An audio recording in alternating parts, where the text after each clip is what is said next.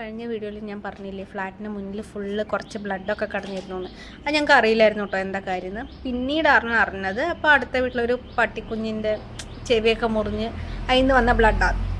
അങ്ങനെ എന്നും രാത്രി സൗണ്ടൊക്കെ കേൾക്കും, പക്ഷെ ഞങ്ങൾ കാര്യമാക്കില്ല. കാരണം നമുക്ക് ഒന്നും കാണാനില്ല. അപ്പോൾ നമ്മളൊരു നെഗറ്റിവിറ്റിയുടെ ബേസിസിൽ അല്ലെങ്കിൽ ഒരു സൗണ്ട് കേൾക്കുന്നുണ്ടെന്ന് പറഞ്ഞാൽ നമുക്കത് പ്രേതമാണ് അങ്ങനെയൊന്നും പറയാൻ പറ്റില്ലല്ലോ. അങ്ങനെ അത് പോയി.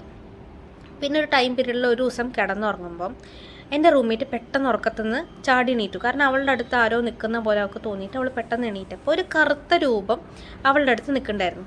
അത് അവളെ തന്നെ സ്റ്റെയർ ചെയ്ത് നിന്ന് ഇപ്പുറത്തെ സൈഡിൽ കിടക്കണം എൻ്റെ അടുത്ത് വന്നിരുന്നു അത്ര. പക്ഷെ ഞാൻ അറിഞ്ഞിട്ടില്ല അങ്ങനൊരു സാധനം എൻ്റെ അടുത്ത് വന്നിരുന്നു, ഒന്നും ഞാൻ അറിഞ്ഞിട്ടില്ല. എന്നിട്ട് പിറ്റേ ദിവസം രാവിലെ അവൾ എണീറ്റപ്പം എൻ്റെ അടുത്ത് ഭയങ്കരമായിട്ട് അവൾ പേടിച്ച പോലെ ഇരിക്കണ്ടായിരുന്നു. ഞാൻ നോക്കുമ്പോൾ അലമാറ തുറന്ന് കിടക്കുന്നുണ്ട്. ഞാൻ വിചാരിച്ചു ഇവളാണോ തുറന്നിട്ടേന്ന് ചോദിച്ചപ്പോൾ അവൾ പറഞ്ഞു അല്ല, എനിക്കൊരു കാര്യം പറയാണ്ട്. രാത്രി ഒരു രൂപം എൻ്റെ അടുത്ത് നിന്ന് നിൻ്റെ അടുത്ത് വന്നിരുന്നു, എന്നിട്ട് അത് നീയല്ല എന്ന് പറഞ്ഞു.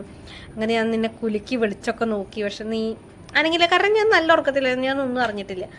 അങ്ങനെ ഞാൻ പോട്ടെ, മേബി അതൊരു സ്വപ്നമായിരിക്കാം എന്നുള്ള ലെവലിൽ ഞങ്ങളത് വിട്ടു.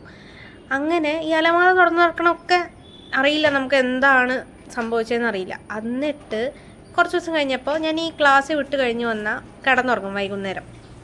അങ്ങനെ ഉറങ്ങിയ സമയത്ത് എനിക്ക് പെട്ടെന്ന് സ്ലീപ്പ് പാരാലിസിസ് വന്നു. ആ സ്ലീപ്പ് പാരാലിസിസ് വന്നപ്പം ഈ കറുത്ത മനുഷ്യൻ സത്യം പറഞ്ഞാൽ എൻ്റെ കഴുത്ത് ഇങ്ങനെ പിടിച്ചിട്ട് എനിക്ക് ശ്വാസം എടുക്കാൻ പറ്റണില്ല, മിണ്ടാൻ പറ്റണില്ല, അങ്ങനെ സിറ്റുവേഷൻ വന്നു. സ്ലീപ്പ് പാരാലിസിസ് വന്നാൽ ഇങ്ങനെ തന്നെയാണ്.